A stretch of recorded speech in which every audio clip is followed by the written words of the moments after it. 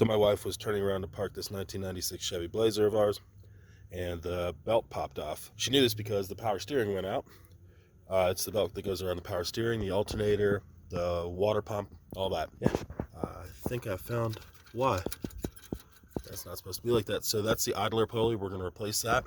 We're going to replace the tensioner because it's old, and we're going to put a new belt on. We're going to take care of the idler pulley first. 13mm bolt, and you're going to want to pull that out, and you're going to have to reuse, in most cases, reuse the bolt and the washer. Ready, Teddy, lefty, loosey.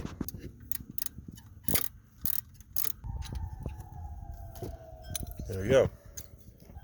Oh yeah, that's destroyed.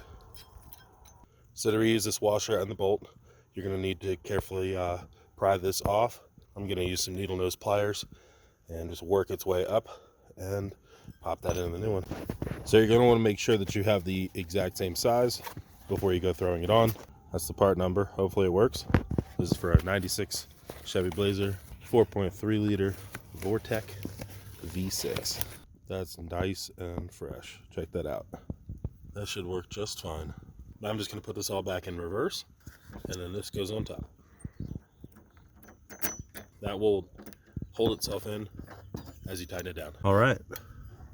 Spins nicely, no noise. So now we're going to work on the belt tensioner. Since the belt isn't on there, I don't have to worry about it. But if you do have a belt on yours, use the square side of a 3/8 drive wrench, and you just push down, and that'll let you take the tension off the belt, and then you can just slip it off. So that just comes right out. This is the original from 1996, which is why I chose to just replace it. It was like $30. Yeah, that works. Yep, that's a lot more tight. Next, we're going to work on getting the belt in. All right, so I got the belt in.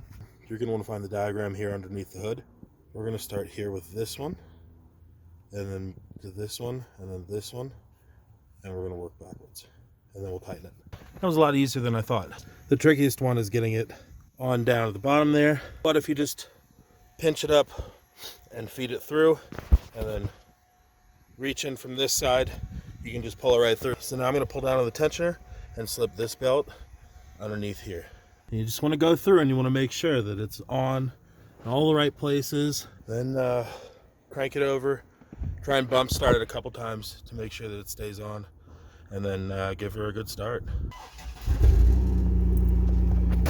So we're good. All right. Thanks for watching, y'all. Be well.